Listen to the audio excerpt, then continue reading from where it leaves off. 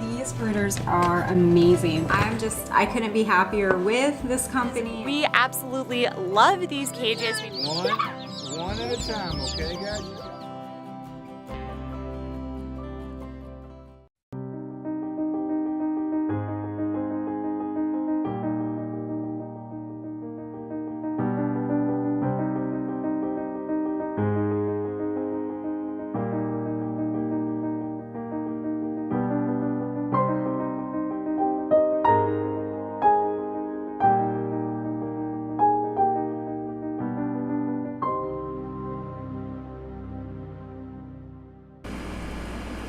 Hey guys, welcome to another Coturnix Corner Live. Glad you could join us tonight.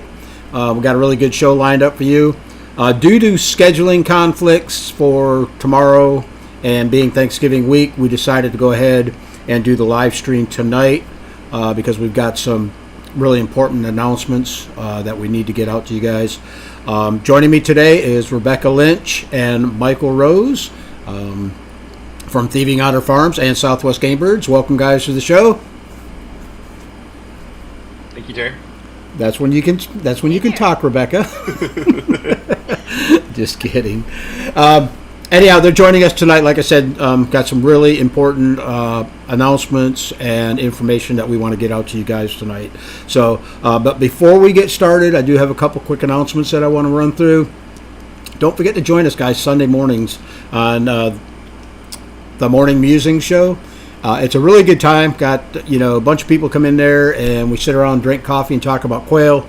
Although yesterday you would have thought that this was a bee channel because we were talking more about bees than we were about quail. But like I say, there's no set topic for the Sundays. We just whatever comes up we talk about, and we have a good time, and it's pretty enjoyable. Also, I want to say a special thanks to all you guys because we just hit 40,000 subscribers on the Facebook Coturnix Corner group. So thanks for all you guys that come in there and help out and stick with us. We really appreciate it.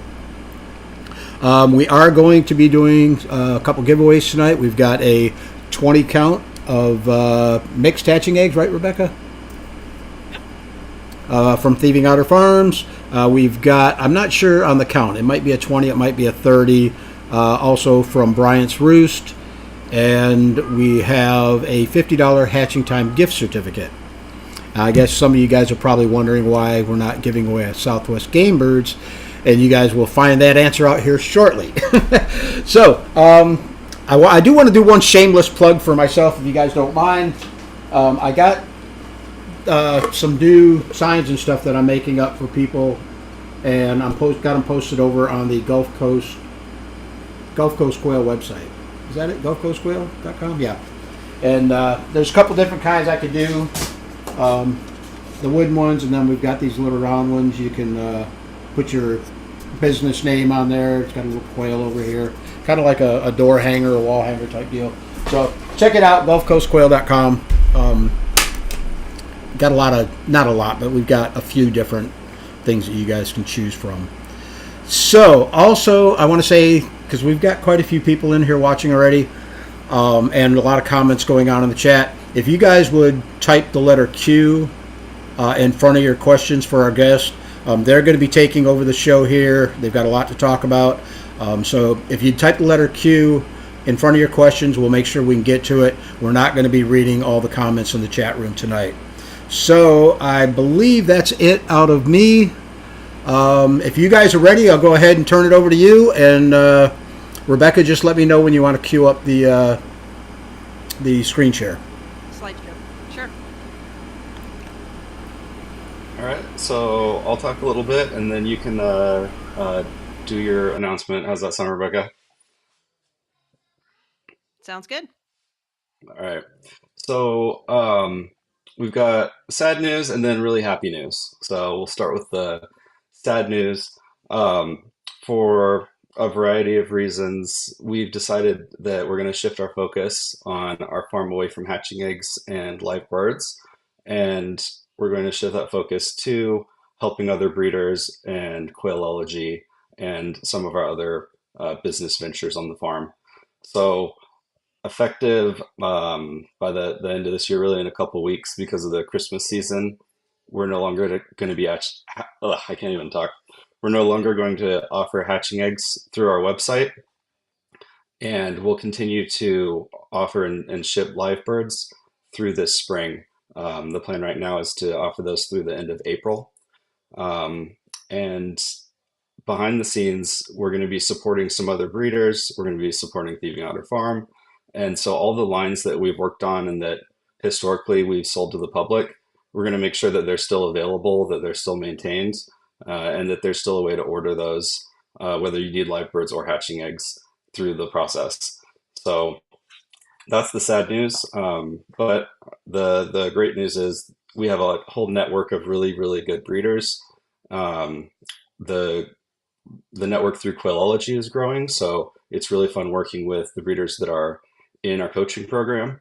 And we've been working really closely with Thieving Otter Farm, and Rebecca Lynch through Thieving Otter Farm is going to offer them as hatching eggs. So really exciting new gene that we're working on, but I'm going to let Rebecca introduce it first. Okay, I froze, so I missed what you just said, Michael. Oh, we're on to you. You can make your introduction. Okay. All right. Terry, did you want to make your announcement first before we get into the super secret stuff? Are you talking about the sponsorship? Yeah. Absolutely. For those of you who know that we've had Southwest Game Birds and Hatching Time obviously sponsoring the channel for quite some time, Rebecca has stepped up and offered to be a sponsor of the channel too, and I really appreciate that. So she's going to be doing a giveaway every week here on the channel. We also have Bryant's Roost, who has stepped up and is going to be doing a giveaway here on the channel too. So thanks so much, Rebecca, for stepping up and help sponsoring the channel. Does nothing but good, and I really appreciate it. Absolutely. I'm very happy to help out and be supportive. Cool. All right, let's go back to you guys so I can kick back and watch the show. Got it. Okay. So, if you have been hanging out on Facebook, you may have heard a little talk about a super secret surprise selection Facebook group. We have been having so much fun in this group, and it revolves around Thieving Otter Farm releasing some new genes that haven't been in circulation really in the U.S. And Michael and I have been colleagues and friends for quite some time, and I was fortunate that Michael let me have this line. I've been working with it for about a year, so I can offer it to all of you. And Michael, since you found this line, this gene, I want you to talk about what it is, how you found it, before we talk about the rest. Okay, awesome. And to clarify, I guess, for all the people in the super secret group, or for those who aren't, there's 2 releases, so this is just the first one. So more exciting things to come. But for this one, I guess the backstory is these birds originally came from Germany. They were in a huge collection of birds that originated from Kai Pepler's farm. And when I started working with them, there's so one of the new pattern genes that was imported was the sparkly gene. Really beautiful and just interacts with almost every other gene that we have here in the US, most of which were also in that collection. But then we started noticing some different dilutions that were interacting with each other, potentially making every which shade in all of those different patterns. So originally we had identified 30 some odd plumages once we factored in the different dilution levels, and they ranged from birds that were almost white all the way to some really dark, deep brown birds, almost like Tibetans. So the shades went from what classically looked like an Egyptian or Ru dilution on each of the patterns to various shades of orange and cream. And like I said, some were almost white, but I knew the Phi gene was also in there, so that was responsible for some of it. But it just didn't quite make sense how there were that many different shades in the plumages, and I was really confused by it. So I went and I said, what's most unique about this is these orange birds, and it's a really vibrant orange color that I've never seen from US genetics.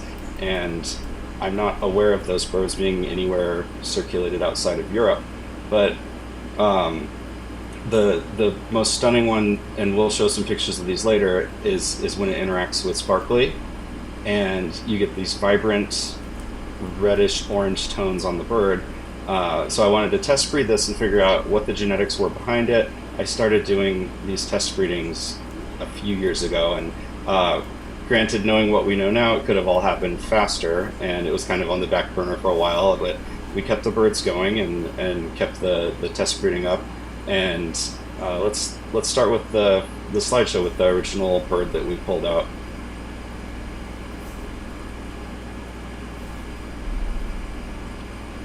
Hold on a second, So guys.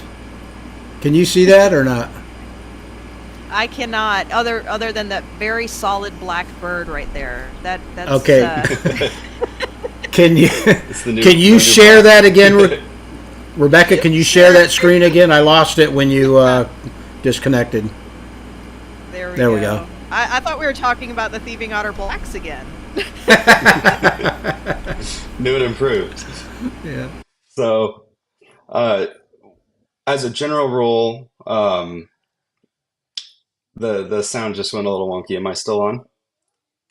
Yep, Okay, I good. can hear you. So, as a general rule for test breeding, the fewer genes the better when you're test breeding something. So it's always good to test breed to a wild type or pharaoh bird. And when I was looking through all of the orangish looking birds, I tried to pull out one that was the deepest orange I could find because that's what stood out to me on the other plumages, but also didn't have any other mutations. And looking back at it now, what I think I pulled out was actually just an Egyptian, which is the most boring bird I could have selected from this group. This is one of his offspring. I don't believe I have a picture of the original bird, but it looked just like this, and it was after a molt because the birds were a little bit older. And Egyptians, if you've worked with them, get a little deeper after they molt. And so, with it being a little beat up, and with it being after a molt, the bird I selected for that initial test breeding ended up just being an Egyptian. But as I'll explain here in a moment, it ended up being a happy accident because I did get some good data from it. So what I did was I bred this bird to a handful of Pharaoh hens that were from that same bloodline. I wanted to have a workable end product rather than take something unrelated and doing a risky cross, even though this was a test breeding. So I was working with a small number of birds, but pulled some Pharaoh hens and put them together with this orange-looking bird that ended up being an Egyptian. And the offspring kind of surprised me. So go ahead and go to the next picture.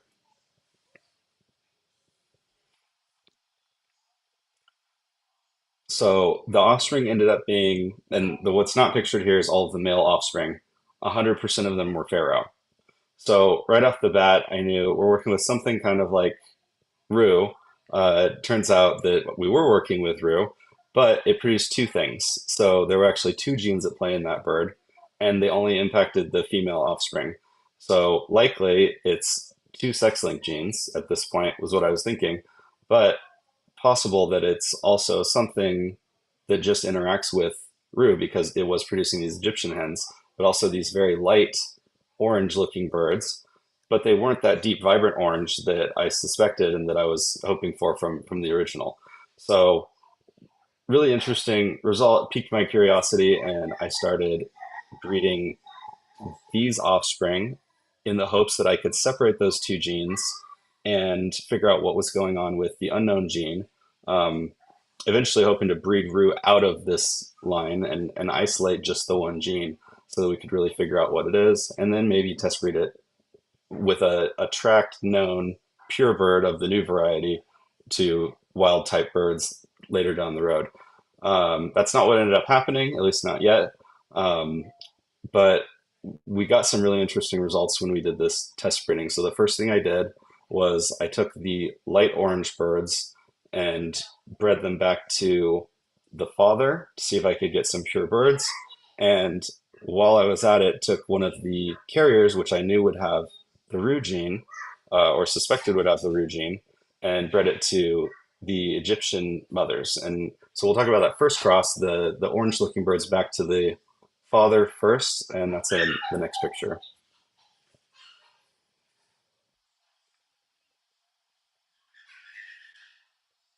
So this is the cross. That's the light orange birds back to the orange looking father that ended up being Egyptian.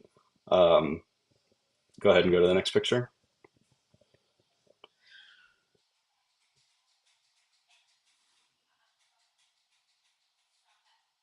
I get two Egyptian hens from the offspring. Now, this is a really small population, so that's not anything conclusive. But what's interesting is so these are the female offspring. But go ahead and go to the next picture, and that's the male offspring.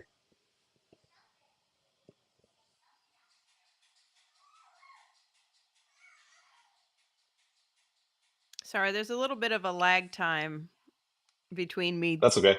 moving the pictures. So here we have something really interesting. It's two shades in the male offspring from that bird. So if that's not confusing enough to you yet, you can imagine what I was thinking at the time. We've got maybe a recessive gene interacting with Ru, or maybe it's a new sex-linked gene. I don't know if it's on the same locus or not. So are they kind of overlapping each other? Was the original bird carrying two copies of Ru and something else, or two copies of Ru and two copies of something else, or was he just carrying another version of the Ru gene? So the two genes were interacting with each other. It's called a compound heterozygote. And because I only got the two Egyptian offspring from that group before they aged out and I couldn't breed them any further, there was no way to conclusively tell exactly what was going on. At this point, I certainly didn't have enough numbers to make any statistically significant conclusions. So um, before I go on to the actual larger scale tests, um, I'll talk briefly about what we got from breeding that carrier male offspring back to the Egyptian mothers, and that's the next picture.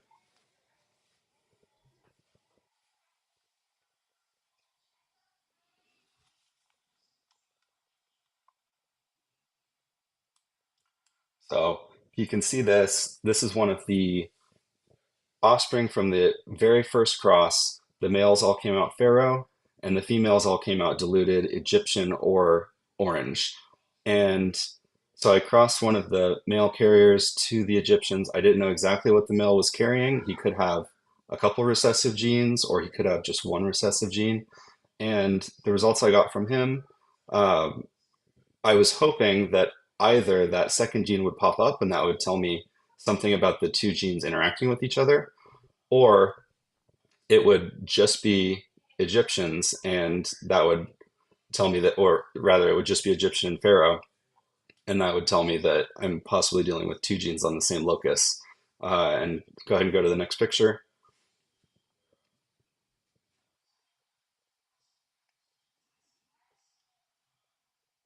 If you see here, we've got male and female Pharaoh in the back corner, and then we've got male and female Egyptians in the front. So these are all offspring from that previous picture. So none of that brighter orange color, just Egyptians. So if it was two sex-linked genes, 50-50 chance the male is carrying uh, Egyptian or that other gene. If they're not on the same locus, slightly different odds, or maybe he could be carrying both. But this did confirm that that one likely was just carrying Egyptian. So good possibility that I was dealing with two genes that are on the same locus. So at this point, I'm still a little confused, not really sure 100% what to make of it because I didn't get the lighter colored orange birds from the previous crossing that I was expecting, but I only got two females from that, so it really wasn't enough to conclusively say anything. So I set up an actual allelism test, a larger population of birds. Go ahead and go to the next picture.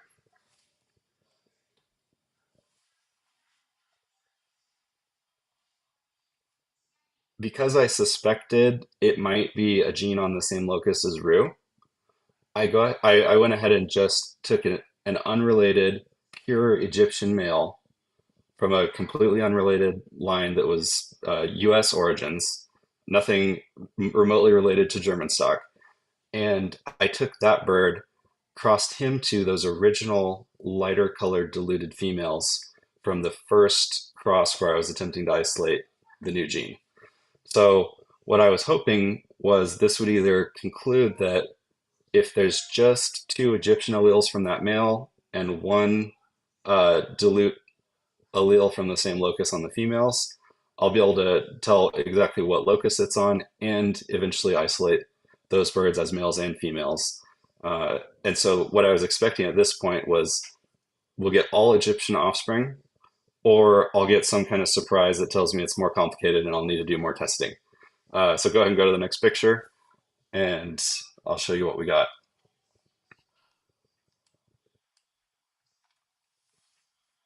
All Egyptian offspring. So multiple, and this was a very large hatch. This is only showing a couple of each of the sexes, but all Egyptian offspring. These ones are a little older because these are the actual birds in that allelism test.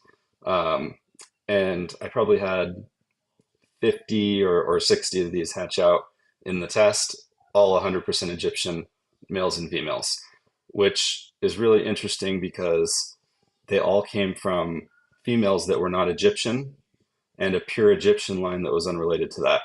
So in an allelism test, what I'm looking for is are they on the same locus or are they unrelated genes? And what this all but confirmed was they're on the same locus, and those original lighter colored dilute birds were only carrying one mutation, which I was really excited about because what I hoped at this point was it would confirm that they were two distinct mutations, and all I had to do was breed these offspring to each other. And so that's what I did. And go ahead and show the next picture.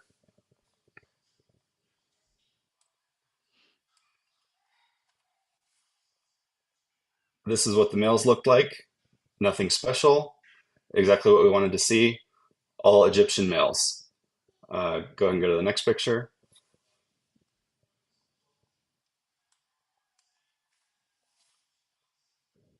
And this is the big surprise. The two dilutions of females that looked exactly like the birds from that original cross. So what we have is Egyptian females coming from the second generation of that allelism test. No pharaoh birds were produced whatsoever in two generations, a couple hundred birds. And then in the second generation of this allelism test, we get two distinct phenotypes, a lighter one and a darker one. The darker one looks exactly like Egyptian. The lighter one is distinctly lighter and exactly a 50-50 ratio. The adult birds that we kept as breeders, we had 5 and 6, and um, the original hatches, that each hatch we did week after week after week. We were hatching about 30 birds each hatch, and it was almost always very close to 15-15 for the females, and 100% Egyptian for the males. So when they were coming out of the hatcher, we were getting a 75-25 mixture. And Rebecca has some pictures of the chicks when they're hatching, showing just how distinct they look, even as hatchlings from Egyptians. And so that's what we're really excited about. This sort of explains why we had so many different dilutions, and especially when this combines with other pattern genes, those brighter, more vibrant orange colors coming out, and every different shade of the brown rainbow, if that makes sense for these birds. Go ahead and go to the next picture, and uh, that'll show kind of what piqued our curiosity when we were looking at the German sparkly collection birds. This is what we were seeing regularly hatch out. So all kinds of different patterns and every which shade of brown and orange and light cream. And Rebecca, I'll let you take over from here because you've got a whole lot of prettier pictures of what these birds look like and how cool they are and all the different patterns.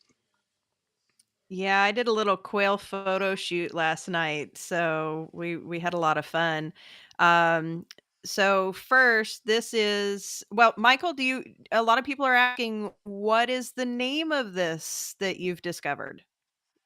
Oh, so unofficially, we're going to name it Ginger, and I think it's fitting because it produces a light orange bird, and all of the other so some of the other mutations we thought it might have been at first were rusty, recessive orange, um, some combination of rue with something else that we already knew about, like blue. Um, but it's just a little bit more vibrant and distinct, so I think Ginger's a great name for it. Awesome. So this is a ginger rooster, and here is a pretty little hen. Let me move that just a little. Oop, that's not what I wanted to do. Sorry, guys. Bear with me. I'm being clumsy. Okay, so you can see all of her pretty orange coloring. So now I've got some comparison photos. These really show the difference between Egyptian and ginger. Egyptian is on the left, ginger, of course, on the right. And you can see how Egyptian has some darker tones going on, where the ginger is pretty much different shades of orange. This is another view of the Egyptian and ginger. You can see their backs better. And then their fronts. Pretty much the same from the front. In this picture, the ginger is on the left. All right. And then this is a comparison of an Egyptian hen on the left. I'm sorry, ginger hen on the left and an Egyptian hen on the right. So you can see that there's a bit more orange in the ginger. So this is a comparison photo between a jumbo brown and ginger. And you can really see that that ginger chick and the pretty orange markings right from the start. And this one compares a jumbo brown, an Egyptian, and and a ginger. So again, it's pretty easy at hatch to tell your rue birds from your ginger birds.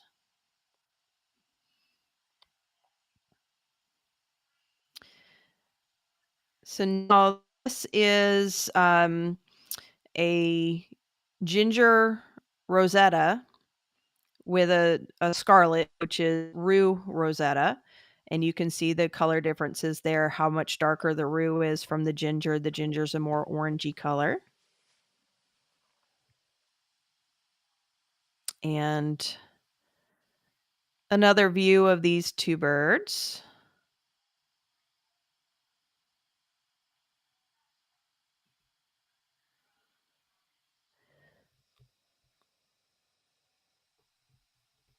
And so this is a comparison photo of scarlet, rosetta, and a ginger rosetta.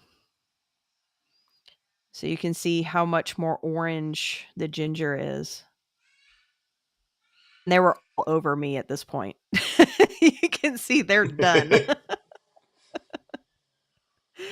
All right, and another side view of ginger, rosetta, and scarlet.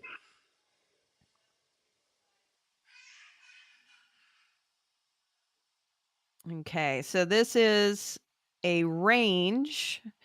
So that's a rue on Tibetan or rue with Tibetan. And then the other bird is pretty darn close to being what you it looks like a Tibetan with ginger, but it's actually one copy of Sparkly and one copy of the EB gene. So Rosetta Sparkly, which makes it look pretty much like Tibetan when you combine those two genes together. I have not yet. I'm still working on making a full ginger Tibetan line. So I did not. That's as close as I have to show you right now.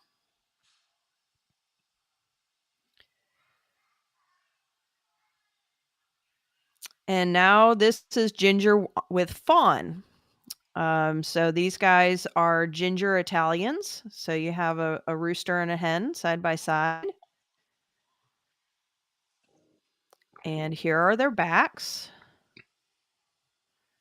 And these are they're fairly similar. They look a lot like autumn amber in coloration. They're very pretty. This one is a heterozygous sparkly ginger.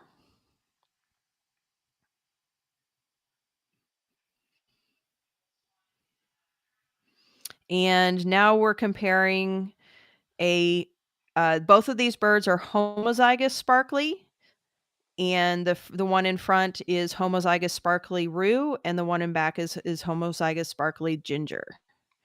So again, you can see that big color difference.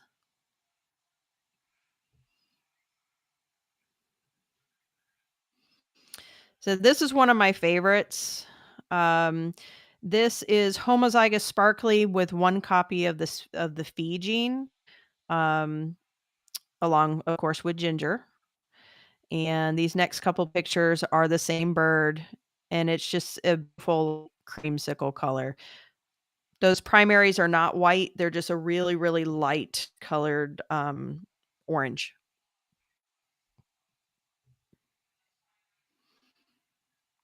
Same bird. So you can see, playing around with different genes. I only have Phi as another color. Michael, have you played around with anything like blue or um, silver, Andalusian, anything like that? I have not. Um, Fee was in the original German Sparkly collection. Almost everything I've done was exclusively with the varieties from the German Sparkly collection to keep that bloodline closed. But with the exception of the allelism test, I haven't ventured outside of that collection. But gosh, they look amazing with Fee, especially Yeah. homozygous Fee. It's a light gray bird that's just has a shimmer that you don't quite get with other dilutions. Yep, I actually have. So these guys are, let's see, they're Phi. I've got some that are homozygous Phi are just absolutely stunning that are in this collection here. Um, let's see.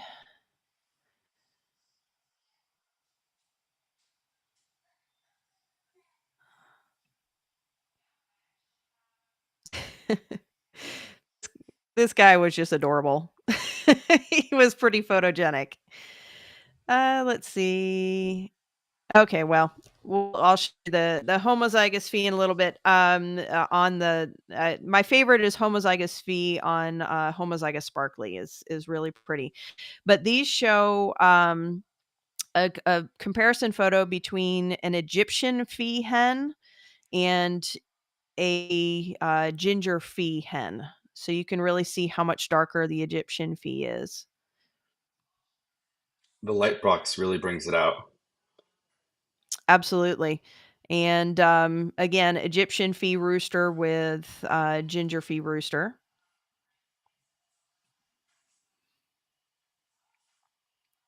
And a closer look at the backs of those two roosters. You can definitely see how much more orange the coloration is.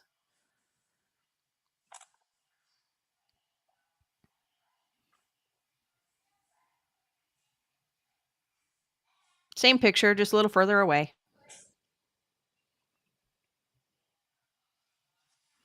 Here's the one that I was talking about. The homozygous Phi with the homozygous sparkly makes just a beautiful buff colored bird.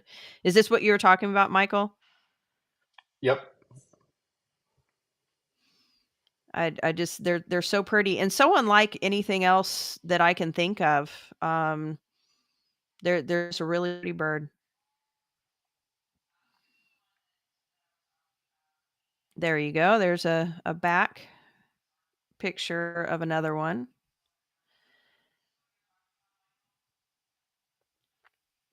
And here's kind of the different shades that they can present with, depending on what other genes you have at play. Like the little rainbow. And I think that's it. Awesome. Terry, we can exit screen sharing if you want. There you go. Hey, Michael brought in his twin. One question I know that everybody's wondering is when are they going to be available? So far they've been only available to the super secret group members. Tonight after the show, I will make them available to the public on the website for hatching eggs, and then Michael is also going to be selling live birds of them. Right, Michael? Correct. We're going to offer them as live birds this spring, so starting in January through April. So if you want to pre-order, please don't do it today. We're having an issue with our website and shipping. So once we get our website fixed, we'll put a product on our website so that you can pre-order. Cool. I'm just curious, Michael. Go ahead, Rebecca. Oh, I was just going to say, as far as the hatching eggs, since they've already been available to the members of the super secret group, there is probably about a 60 to 90 day wait on receiving, if you order now, on receiving those eggs. Okay, cool. Just curious, Michael, is this from the same line that you had sent me a while back? Remember the orange sparklies that we were messing with? Yes. Better than you. Okay, Yep. I was kind of thinking it was, but cool. Very cool. Yeah. All right, let's go ahead This hat grew, but they also had this. Right. We'll go ahead and jump over in the chat rooms. I did see quite a few questions pop up. Guys, if you are going to post some questions, make sure that you type the letter Q. Like I say, we're just going to go through the chat room real quick, and if I don't see a Q, I'm just going to skip right over it. But I do want to say thanks to everybody that joined us. We were up around 110, 115 people in here. Must be a lot of interest in that super secret group over there. All right, let me get down here a little bit. And for everybody listening, the spring selection will also be talked about in the super secret group. So it's a really fun group. Everybody's having a great time, so be sure to join us over there. Cool. Okay, Leah says, question, if my kids have entered the kids project, can they enter again if they haven't won? Leah, they don't really need to re-enter unless they're doing a different type of project. We keep all the submissions in the group, and our judges, go through all of them every month. So if you want to, if your kids want to and they have a different project coming up, that's fine. Fred says, sign me up for eggs. I don't know if that's your eggs or giveaway eggs.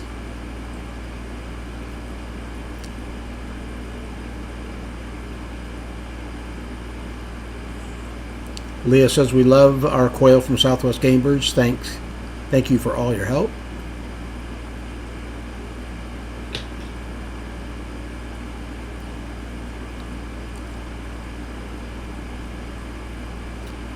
Okay, Alicia says, question, are there any recommended breeders near Texas going to miss getting eggs from Southwest Game Birds? Any recommendations, Michael? So we get these questions a lot, and it depends on what you're looking for, but if it's specific breeding stock, almost everything that's shipped goes through the same distribution network, and it can get across the country very quickly. So I would look at the national level and just look at what breeder you like the most, and if they're in Texas, great, especially if you're wanting to do local pickup. But I wouldn't hesitate to order from Thieving Otter Farm or anyone in the entire U.S. Zian says, I love my eggs from Southwest Game Birds. Was selling hatching eggs not profitable? It wasn't as profitable as we had hoped. That's not really the reason that we're choosing not to do it. There's a whole host of reasons, but it just didn't work for our farm, and for in comparison to the other things that we want to focus on. And one of the main things is it was taking away a lot of the time that I would rather be using to develop new lines and support other breeders. So I would much rather work on actually breeding the quail than trying to manage a farm that has 15, 16,000 birds. We at one point had 7,000 laying hens and another 7,000 or 8,000 birds in grow out stages. And even with a great team, it's just a lot to manage. And if someone's sick, then that's not a 1 hour job to take care of, it's a 12-hour job. And it can be overwhelming. And so I want to just cut back a little bit and focus on breeding all these really special lines that have so much potential. So that's more the reason than profitability itself. Okay. And I want to, before you move on to the next question, Terry, I want to Sure. Bring up a really great point. Michael has been absolutely fantastic, a super good friend and colleague. I would not be here where I am today without him being so patient with my endless questions and helping me along, and sharing not only knowledge but genetics as well. And it's really special to see somebody that doesn't see other people as competition and try to beat them down. But as Michael said, he wants to help other farms and raise them up, and just do what he can to be supportive. And that is just so wonderful, and just such a core thing that I've seen that is part of who Michael is. It's really great to see, because there are other people that are extremely competitive, and would not do that, would not help other people. Sure. So thank you, Michael, for everything you've done. Likewise, it's been so fun working with you. And another thing, I'm definitely not leaving the Coturnix industry. I'm definitely going to keep stay involved and keep breeding these birds. They're great. Yep. And this is a good time too to reiterate that Michael has a coaching program. Right now it's ccquail.com, but I believe you're going to be changing the domain name soon. We'll announce that when it comes out. Quailology soon. Yep. Okay. And that's, if you guys are serious about getting into the different genetics and whatnot, that's a good place to learn. So check that out. And we're going to be pushing quailology.com here on the channel every week. We're going to run a plug for him. See, and James says, go ahead, Rebecca. Oh, I'm sorry. I keep having more stuff I want to say. But I am a member of Quailology, and I can't As am I. Yeah, it is a wonderful program. So definitely, if you want to learn more about breeding quail, sign up for it. Okay, will you ever be offering your 55 floweries? I am, James. I know you've been patiently waiting. I actually added to my breeding stock this year.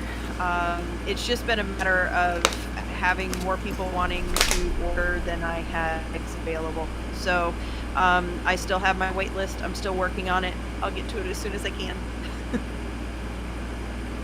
Okay, I think that we already saw the pictures, but you've got another secret coming up here after the new year, or? Yes, we have a spring super secret selection that will be available probably looking at around March, and I believe Michael is going to be offering some live birds at the same time for those.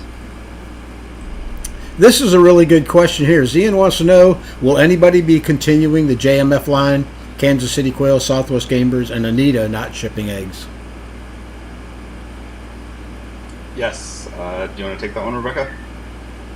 Sure. I actually acquired the JMF line from Michael and am continuing on with the line. I am not a partner farm. They had to go through a kind of a whole course in order to be able to use the JMF name, but my birds are from that line, and I'm Okay. not crossing them with any other lines.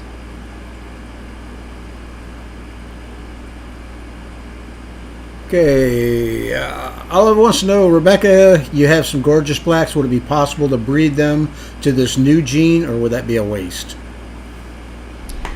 Thank you. And honestly, I don't know. I have not tried breeding blacks to ginger, so I'm not really sure what the outcome would look like. Be Halloween a fun birds. breeding project, or somebody can try it on their own. Okay. Haley wants to know, how long has this taken to create this color? So I wouldn't say that I created it, but um, it took a year or two to isolate and figure all that out. Like I said, if it was my only focus, each test breeding would only take about 12 weeks.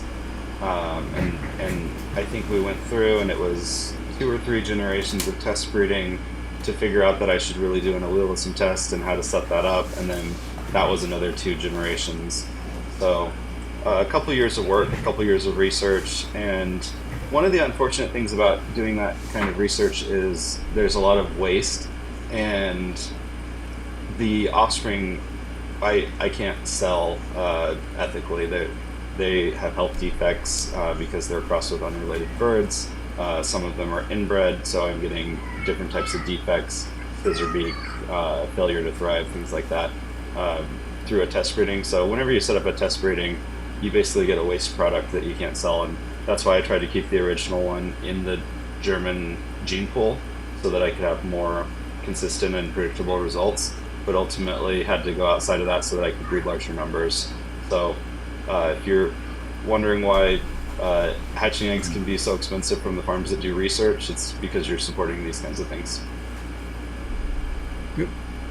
You've already answered this, but Janelle wants to know, just wondering what the name of these beautiful birds will be. Michael, can you talk for just a second? There's been some confusion, and this relates to the other question about creating a color versus, how this came about, a genetic mutation, and how that worked. Sure. So if you have a catalog of mutations and you want to mix them together to create a new variety that's a combination of genes, you can create a new strain, and as you get the genes to be homozygous, you can make a pure strain that's a new variety. So if you think about, for example, mixing Egyptian with Phi to make an Egyptian Phi, that would be a new variety if it hadn't existed in that combination before. Whereas this is more exploring an unknown gene and trying to figure out what that is. So that's why I say I didn't create it, but if you cross something to Pharaoh a few times and isolate that gene and then breed them to make the gene homozygous, you can basically create a pure strain of that new gene and study it. So that's sort of what we were doing here. Okay. Let's see, John wants to know when Terry's getting an orange quail. I don't even know when I'm getting quail again. Probably not till after the first of the year. Depends on what Rebecca wants to ship me. Pappy's Homestead says, question, will the new genes be available to be raised in the same environment as jumbos? Absolutely. Okay. Ariel wants to know, so what are the actual gene mutations?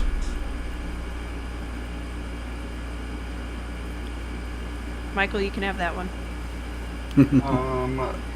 The actual gene, there's a lot of mutations, but what basically happens at the genetic level is there's 22,000 quail genes in any given bird, and each of those has between 80 and 300 base pairs, and every what would it be? Every 300,000 or so, the cell will make a mistake when it's coding these base pairs, and that's called a mutation. So if it should have encoded a one base pair and instead it switched around and the wrong one got coded, or it deleted a little fragment of the DNA, or it got offset so that one side of it didn't match up with the other side properly. These are all different types of mutations. And usually what the cell will do if it's in an important section of the DNA is it will come in and eat it and stop the mutation from happening and self-correct. If it's in a part of the DNA that might not be as important, or if the cell is not able to stop it, you could get a good or bad mutation, or not really a good mutation, but a benign or bad mutation. And if it's benign, it won't have any major effect on the bird. It's kind of like people who have blue eyes. That was originally a mutation. But for birds, the plumage genes usually don't have any bad health effects. In the wild, it might cause the bird to be eaten more quickly, so then they would die off. But in captivity, when we discover those mutations, the small handful that affect plumage, it lets us play with the new genetics. So that's basically what's happening at the genetic level. Cool. Lindsay wants to know, did the orange have a name in Germany? All I'm aware of, and if someone in Germany has been raising these and has named it or done any work on this previously, I would love to hear from you. But all I've seen is people calling them orange, and it's not the recessive orange mutation. So there is a mutation called orange, and it has semi-lethality in a small percentage of the birds, and it's a true recessive, autosomal recessive. This one is sex-linked recessive, so it really shouldn't be called orange, even though that's what it looks like. That's why we gave it the name ginger.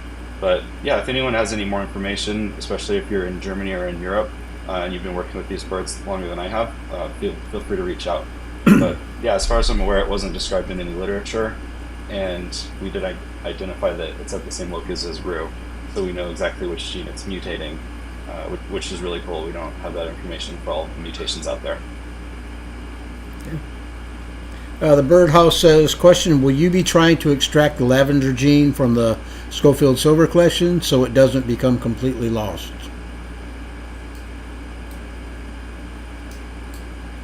I'm not. I think it's more prevalent outside the Schofield Silver collection now. So it's not at risk of becoming completely lost. Rebecca, do you know anything more about who's raising lavenders and how prolific they are and whatnot? I don't know of anybody. Generally, if somebody shows a picture in one of the genetics groups, it's, a variant of blue or something like that. I haven't really seen anything that I would consider lavender. If somebody's breeding them, I'd love to know. Okay. I know Genesis Quail was working with them, and I think still is, but I'm not aware of anyone else specifically. Okay. Fawn wants to know if you're going to be releasing them as hatching eggs or live quail, or both. Well, I'll be doing hatching eggs, and Michael will be doing live quail. Yep. Okay.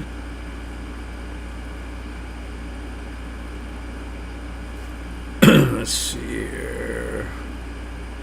I don't know who this question's for. What's the minimum number of birds you can order? I guess that would be for you, Michael. Yep, one bird. Really? Yep. I don't recommend it because they like friends. They're very social. I would order at least 3 or 4, but if you just need one bird because you already have other birds and you're going to put it with them, we'll ship any quantity of birds. Okay. Olive wants to know, so would this mean they'll be color sexable from birth? Yes, Ariel that's the Parker most says exciting part sex-linked. about it is, yep. So a sex-linked mutation is a mutation that's on the Z or W chromosome. This one's on the Z chromosome, and what that means is they're not passed on like normal chromosomes. The male birds carry 2 copies and the female carries 1. and that's why you can identify it on the females so easily, because if a male carrier gives it to them, it shows right up. So it doesn't really act completely like a recessive gene. And the benefit to that is if you set up your breeding groups in a specific way. Let's say you breed ginger males to pharaoh females, you're going to get a distinct plumage difference that follows the sex of the offspring. So lots of opportunities to set up sex-linked groups. We've been doing that with Egyptian for years, but now we've got another gene that we can do it with. Sweet. Zaria04 says, what advice do you have for someone that's trying to breed a quail that has spotless blue eggs? That's one for you, Michael. You've been breeding Okay. celadons a lot longer than I have.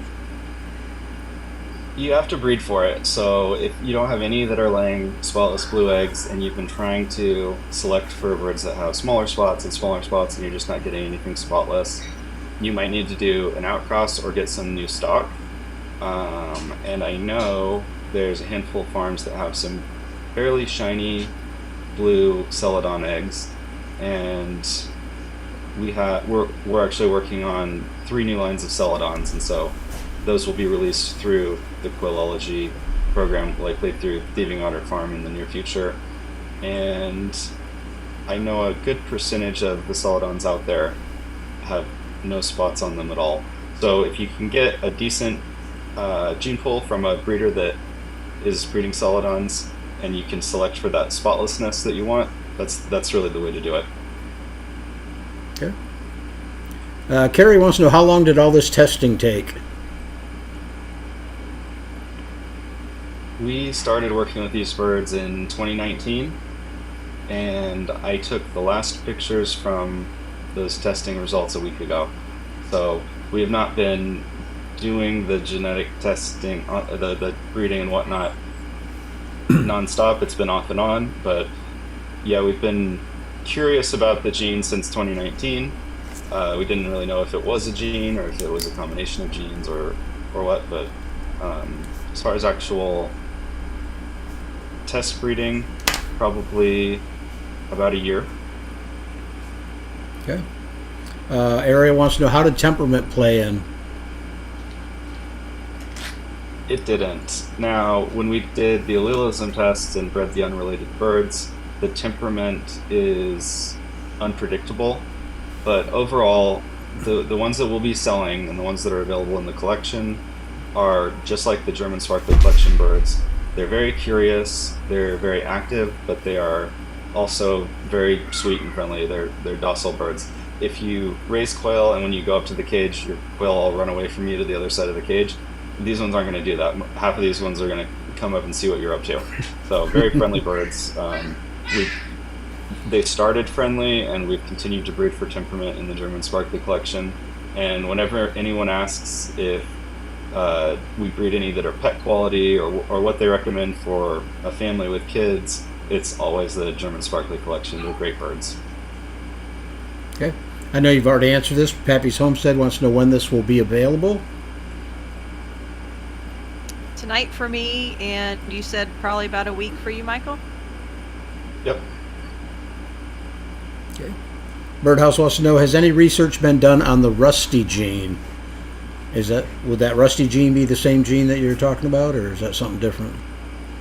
No, and I was hoping we had Rusty at one point, but Rusty is autosomal recessive, so we ruled that out right away. It also has a different colored feather shaft, so Rusty acts a little bit differently. It's on its own locus, whereas the gene that has a white feather shaft and then diluted plumage, all the TYRP1 genes do the same thing. So you've got sex-linked brown, roux, and then this one dilutes slightly more than roux, but acts exactly the same way. Rusty, I would love to get a hold of. I don't know where it is, so same thing. Let's throw that out to the masses. If you know where to get Rusty, there's lots of American breeders that would be very eager to talk to you. I love Lindsay's comment. Temperament? That's funny. Yeah, what kind of weight class are these birds averaging? I haven't taken weights, but there are definitely some jumbos. Honestly, I think they're a little because we were selecting for plumage so much when we were exploring them. They're a little smaller than some of the other German sparkly collection birds, but it just varies from bird to bird. Rebecca, how big have yours been getting? It kind of depends. The one that I crossed to EB are a little bit smaller because my original Tibetan that I used was a standard versus the jumbo. But all of the other ones are really nice sized birds. Cool. On that note, I don't think there's anything about the gene itself that's going to stop size, and I may have a couple of 18-ounce pharaohs paired with a very large ginger male, and if that turns into a nice line, Wow. you'll probably see people like Rebecca with their hands on it soon, making it available. But Cool. these lines take a couple of years to produce, so it's not going to be anytime soon. Carrie says, so can they be mixed with sparkly to get all these colors? Yes, absolutely. And that's what first drew me to it was heterozygous sparkly and heterozygous sparkly fawn birds with these orange tones. They're really really pretty.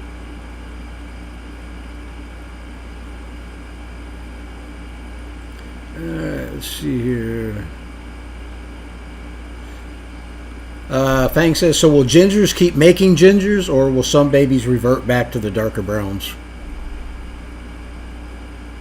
So if you have pure ginger and you just breed it to other ginger birds, you will have 100% ginger offspring from them.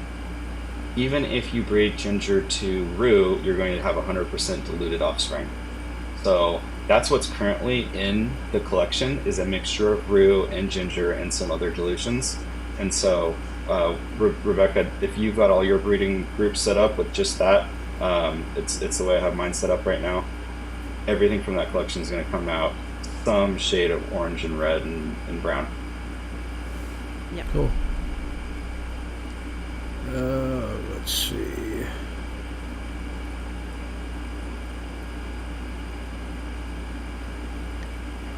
Area wants to know, Rebecca, are those the ones that you posted scratching around while you were trying to get pictures? That was kind of cute. Yep. The tap dancing That quail. one just didn't want anything to do with it. No. Let's see, 115 people watching. Hit the thumbs up, guys. We're about halfway there with the thumbs up. That's cool.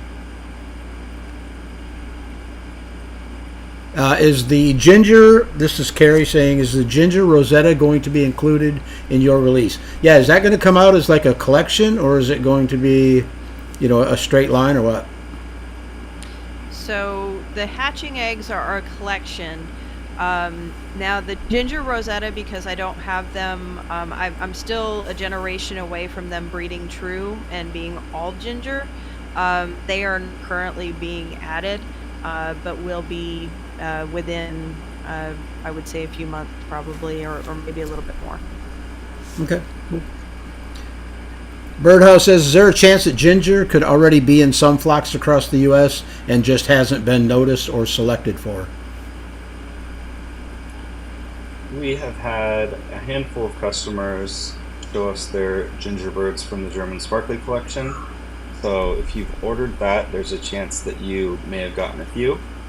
And a couple of very kind customers have kept very quiet about it, and they've been treasuring their ginger birds in their backyard flocks. So the answer is yes, but it's not very common. It's still very, very uncommon. Fang says, question, these color mutations, how does it affect the growth rate and the mature weight for eating? As far as I'm aware, it doesn't have any impact on that. Okay. Lindsay wants to know, when buying hatching eggs, which varieties can be expected from the gingers? Everything that you saw today, except for, as I just discussed, the ginger EB is still a little bit behind. but they should be released in the spring. Okay. She wants to know also, is the creamsicle going to be in the eggs? Yep. That's my favorite. Yeah, it was a nice looking bird. Question is, ginger recessive, dominant, or sex linked?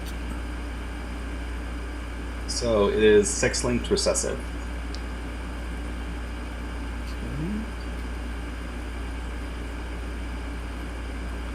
Glenn wants to know if there's a book available with all the names and origins.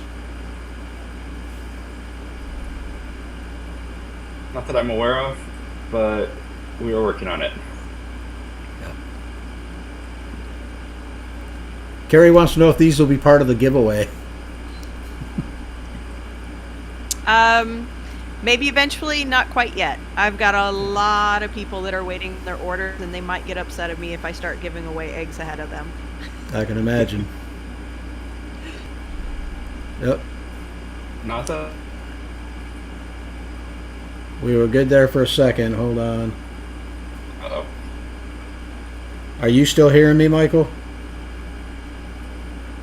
I think I'm back. You're back. Back to the question. Are there any no crosses found yet?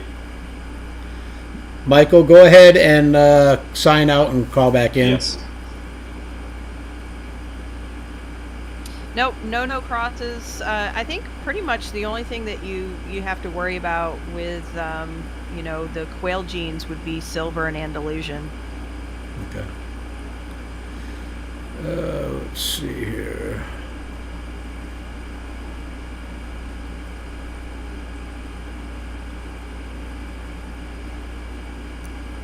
Okay, Micah wants to know, so what gene combos are going to be available in the gingers? So everything that you saw pictures of. Okay. And potentially some more later on. Jessica says, question, Rebecca, will you try to eventually breed towards a solid colored ginger like the blacks? Once I get the ginger Tibetans, they should be a pretty solid color. So I might try to perfect those a little bit.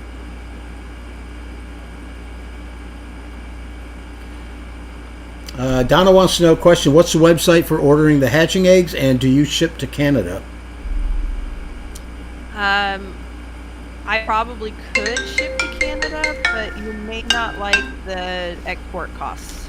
So, and the website is thievingotterfarm.com. Okay. Carrie wants to know, is this anything like the line you are releasing in the spring? That one is a whole other gene. Something new. And it's funny how many people have asked me since you started the super secret group. People think that I've got inside information or something. I'm like, I have no idea. Nobody tells me anything.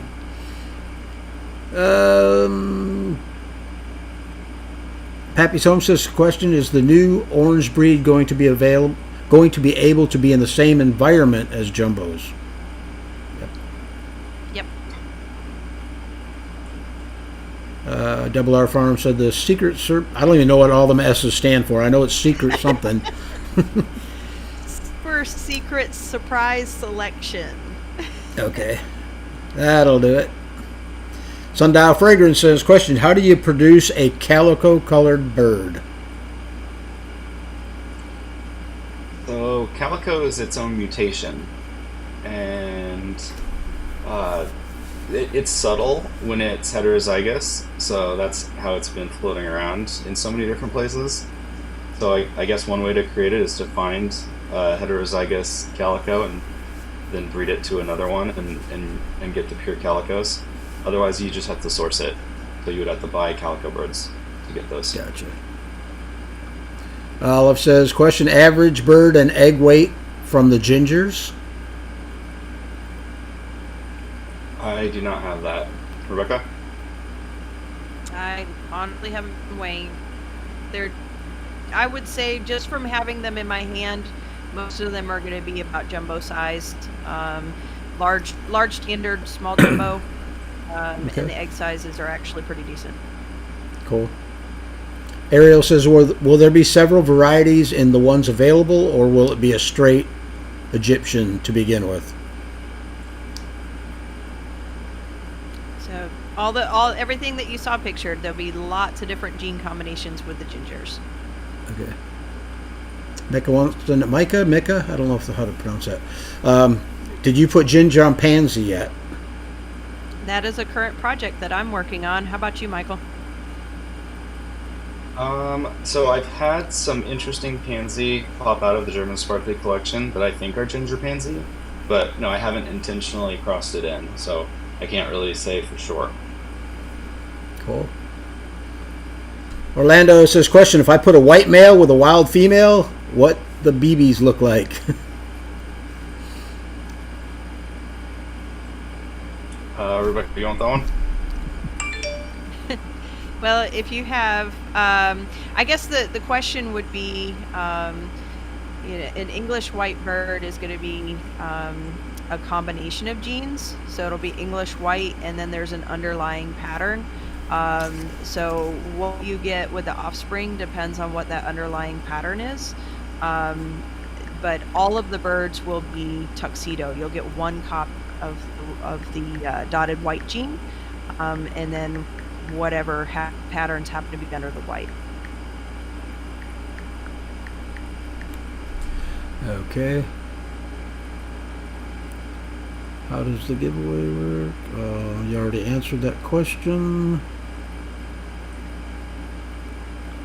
Becca, what was your favorite AI produced in the quadruple S group? I have to say that my favorite has to be the otter riding on the back of an emu, stealing a bunch of eggs. That was the best. Let's see. Olive says, question, so this gene was available in other countries, but this batch was found here. Were they imported? Yes, they were imported with the German sparkly collection, and we isolated it from that collection. So that's sort of how we studied and discovered that it was something new. And as far as you know, Kai or nobody else over there is breeding it right now, or you don't know? No, I think there are people over there breeding them. Okay. To my knowledge, nobody's isolated it and studied it and named it. So that's what's new. But there's been various shades of orange in the mixed pens for Right. a few years that I'm aware of. Okay. Jen wants to know, when will the name be finalized for Ginger? So the name would be finalized once we have it published in some sort of academic literature. So we're in the process of looking through how to do that exactly, and hopefully we can have that done in the next couple of years. Okay. Ariel says, question, what is the actual ginger phenotype? Is it a recessive sex link? I think you just answered that. Yep, that's correct. You can think of it like the relationship between sex-linked brown and Egyptian is the same as the relationship between Egyptian and ginger. They're all in the same gene, but the darker one will dominate the others. So if it has one, if this is in males that carry two copies of the gene, of course, because you can't have that in females. But yeah, it'll act the exact same way that Egyptian has acted when in relation to Pharaoh or sex-linked brown. Okay, Michael, question for you. Question, will any of your other colors be available for eggs before the end of the year? Cinnamon, or only what it shows available today? So the cinnamon, we're making sure that those are protected and ongoing, and we have a couple people raising them. I know Thieving Farm has a breeding group going, so we can make sure that they are available. If you want to get them, we'll figure out how to get them to you. It just might take a little while, because depending on if we're in the process of replacing breeding stock like we are right now, or if we have a lot available, or if someone like Rebecca has them available. So if you want eggs, I would say reach out to Rebecca, and if you want live birds, reach out to us, and we will take care of you or direct you to someone who can. Okay. Fang says, just got started with quail. Should I keep the pharaohs and Egyptians in separate cages, or can I mix them? Will the colorations get messed up?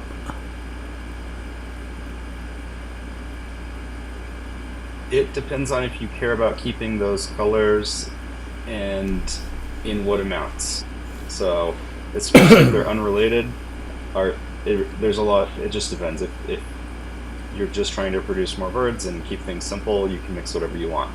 If you want to keep something jumbo or you want to keep health defects from showing up, then you probably want to keep different bloodlines separate. Okay, this one's for Rebecca. Pappy's Homestead says, Rebecca, have you thought about breeding your orange to your black by chance? And what do you think the outcome would be? I have thought about it, but it's kind of on the back burner as I have a lot of other projects going on right now. But yeah, I do plan to play around with ginger and see what it's like with other, combined with other genes too. Okay. Emma wants to know, is this new line available in the UK?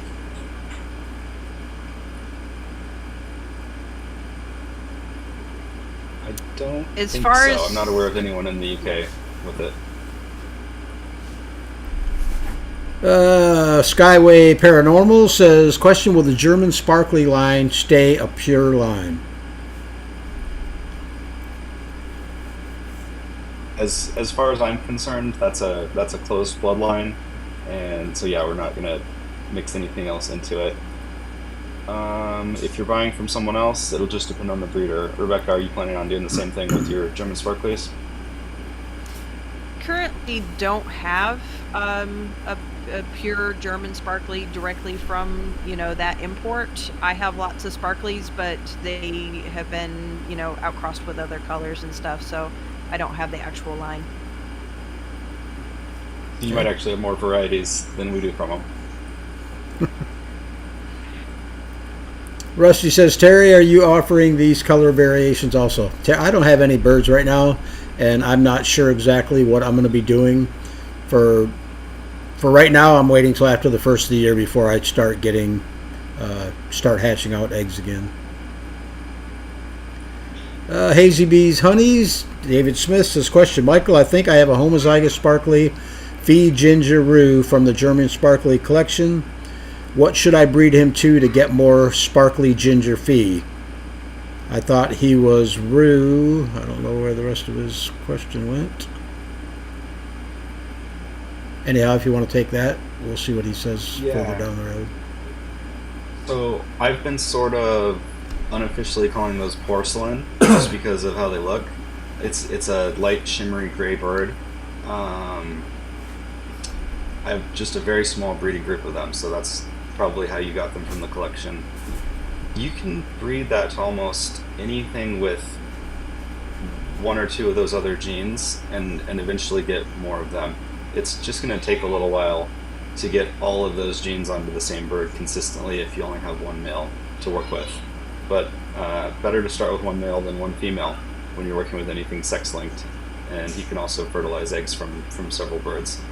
There may or I'm not sure. I'll have to follow up. There's another farm in quailology that specifically has been working with those, and they may have hatching eggs. So I'll have to follow up with them and see where they're at with those. Okay. Olive says, question, will the new secret cross well with the gingers? I guess your spring cross well with them? I don't know. I haven't tried. I think that could be interesting as well. I don't know that those two genes have ever been crossed. Right. William Carl Foster might have played with that a while ago, but I don't remember seeing any of those two specifically crossed. I saw Williams in here tonight. So he made a comment earlier. You know what? Terry, I don't know that William knows what the other gene is, though. It's still a secret. Right. I'm feeling fine for you guys. Since I got all my quail out in the shop cleaned, I can actually breathe again. I can work out there all day and not have any issues.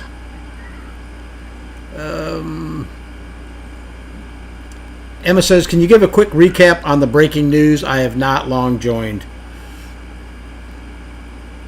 Michael, if you want to run down real quick what's going on with you and Sure. So in 30 seconds, there you go. Southwest Game Birds, my farm, will be focusing on other things. We won't be offering hatching eggs on our website anymore, and we'll be removing live birds as well at the end of this spring.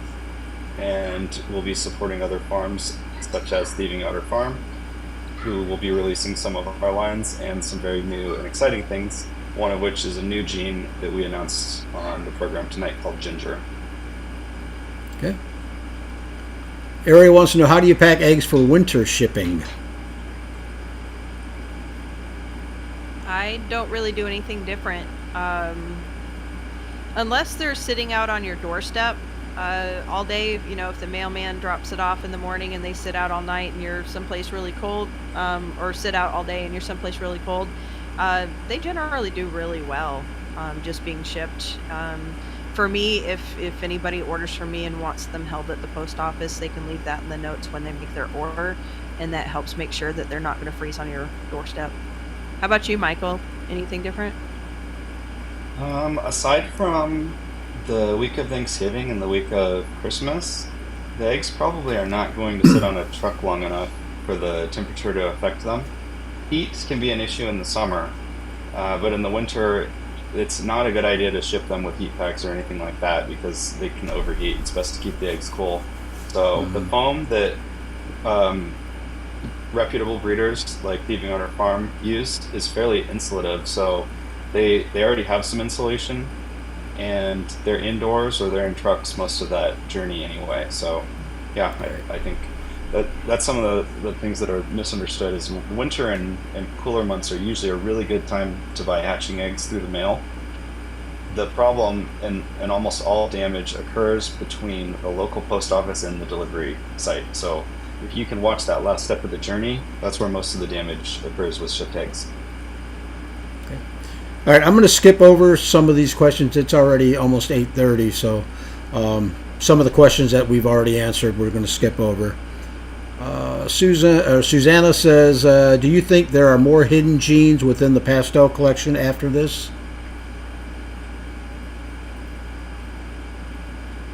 I haven't found any, but I don't know. There might be. Okay, I don't know if you answered this one or not. Bob wants to know when the ginger will be available. As soon as I can get it up after the show. Didn't you say there was going to be quite a wait for orders? Not outside your group? Yes, since the group members placed a number of orders, it'll probably be about 60 to 90 days before any new orders will be fulfilled. And for live birds, we'll have them on the website within about a week, and they'll be available for dates next spring. Cool. Gene wants to know, says, newer to quail, how do you keep a line separate without breeding out occasionally? That is an excellent question. And that's one of the main reasons I started quailology. So it's unintuitive, but with birds, unlike mammals, you want to keep a small closed bloodline to keep the birds healthy. Genetically diverse birds or overly diverse birds often have health defects and unknown characteristics. So there's some different breeding techniques, everything from different types of related crosses to line breeding and spiral breeding and colony breeding, and those are all really effective tools to maintain a bloodline without having to introduce new stock. So if you talk to any breeder who knows what they're doing in poultry, they will usually tell you that crossing something to something that's completely unrelated is a big no-no, or that's not needed to maintain the quality of the birds. That's just needed if you want to experiment or add something new into the bloodline.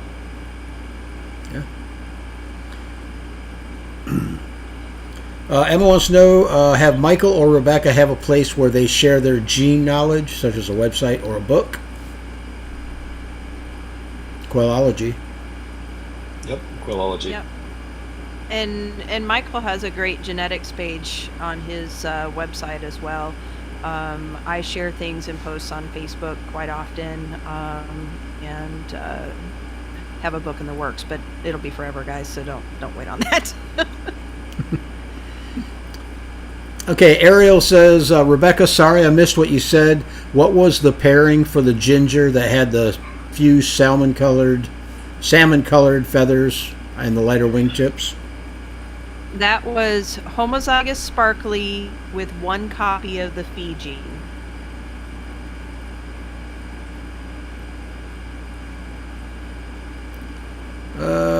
Southern Biophiliac says, question for Michael. If someone has ordered the German Sparkly collection from you, is there a possibility that the ginger is in the collection? Yeah, so there's a small possibility that ginger will pop up in that collection. You will probably know within 1 or 2 generations if you have it, because it would be in one of your males. So if there's a carrier in there, it's one of the males. Or if you have a very, very light cream or white bird, then there's a good chance that that's carrying it. Okay. Mary wants to know, will you be selling standard quail eggs, not jumbos? I sell both standard and jumbos. It just depends on the line. Usually I'll notate whether or not they're jumbo on my website. Okay. Nabiki wants to know, Michael, if I send a picture of one of the birds that I hatched from you, can you tell me if it's a ginger? I was thinking it was Egyptian, but she's lighter. I might be able to identify it, but yeah, definitely send it to me, and I'll tell you what I think of it. Okay. Shauna says, will there be a ginger tuxedo? Potentially. Yeah.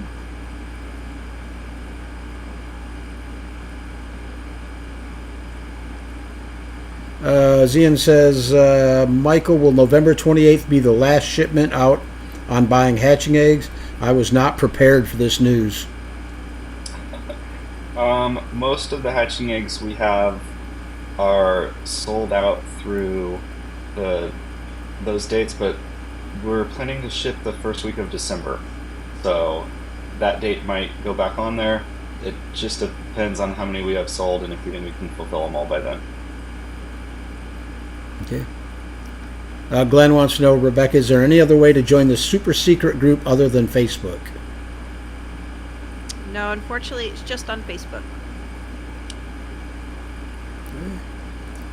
Mark Garrett says, question, will the spring release going to be a new color as well, or an addition to the ginger?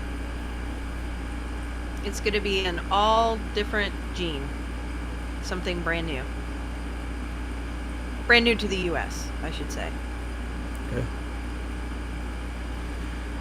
Okay. Glenn says, question, how can you tell what gene is what gene, or do you do blood testing? So for this gene, we did what's called an allelism test, and that's a test cross. So we bred a bird with a known gene to the bird with the unknown gene, and then we studied how they interacted in the offspring over 2 generations. So that's a way to study them phenotypically. You can also do blood testing on them and send it into a lab. I don't know who services the genes for quail, or if they even have them cataloged. They certainly wouldn't have this one cataloged, I don't think. But it's not really necessary, and it's probably more costly. So yeah, what we did was just the test breeding and looking at the outcomes. Yeah. Shauna wants to know, question, where are you with shipping out the super secret group members ginger? Honestly, I don't know what number I'm on right now. I'd have to look it up. Oh, you've actually already started shipping? I have. And you're welcome to message me if you want to know. Cool. I didn't know that you were shipping yet. Ariel wants to know, question, Rebecca, can you tell us what line the spring mutation sprang from? Nope. Secret. It's super secret. It's super secret. Yeah. Even Terry doesn't know. I don't. I'm all out of the loop all the time. Olive says, Rebecca, what do your giveaway eggs usually include? Jumbo brown, mix? Question. Generally, an assortment. Okay. Andy Rabbit wants to know if Michael's going to keep his quail gene page up forever. I will certainly try to. That's my plan. James says, what is quail allergy? I think it's quailology. This Quailology is my coaching program, and I have some tutorials and some other posts and information on breeding quail and genetics up there now. And after the next few months, I'm hoping to be able to really focus on that and put a lot more content on there. Okay. Okay, last question, guys. From Sundial Fragrance says, question, how long can you inbreed with the same line? So you can do it forever if you do it right. And specifically, when you're breeding poultry, the word inbreeding is reserved for direct sibling breedings, and you can't do that forever. But you can breed related birds in a closed system indefinitely. So there's different tools, and it really just depends on where the line is at, how big the gene pool is, what types of issues there are in the line, and how healthy and robust it is, which tools you would want to use. But yeah, you can do that indefinitely. Okay, cool. Okay, we are down to the end of the questions, and it's getting a little bit late, so we're going to close this one out. Rebecca, did you by any chance write anybody down that you wanted to give hatching eggs to, or not? I did if you didn't. Tonight, it's gonna be Fang. Okay. Fang Zhao. Okay, and Ariel Parker, you are going to get, I don't know what the count is, but you're going to get some eggs from Bryant's Roost. And Pappy's Homestead, you're going to get a $50 gift certificate from Hatching Time.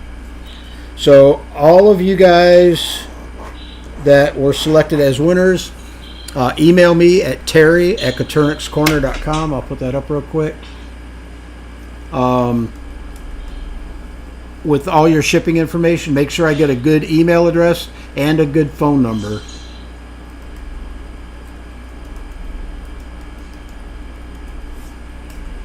And I'll get that information over to the breeders and Hatching Time. So guys, I want to thank everybody for joining us tonight. Michael, Rebecca, thanks for bringing that information. I knew this was going to be a good live, and by the number of people that we had in here tonight, I think people were very interested in learning what was going on and what's happening with the two farms. So I want to wish everybody a happy Thanksgiving. Have a great week. I believe I'll be going live on Sunday, so if you're around Sunday morning, grab a cup of coffee and join us over on Morning Musings. Again, Rebecca, Michael, thank you very much. Appreciate you joining us tonight. Thank you, Terry. Not a problem. Terry. Yeah. Have a good night, everybody.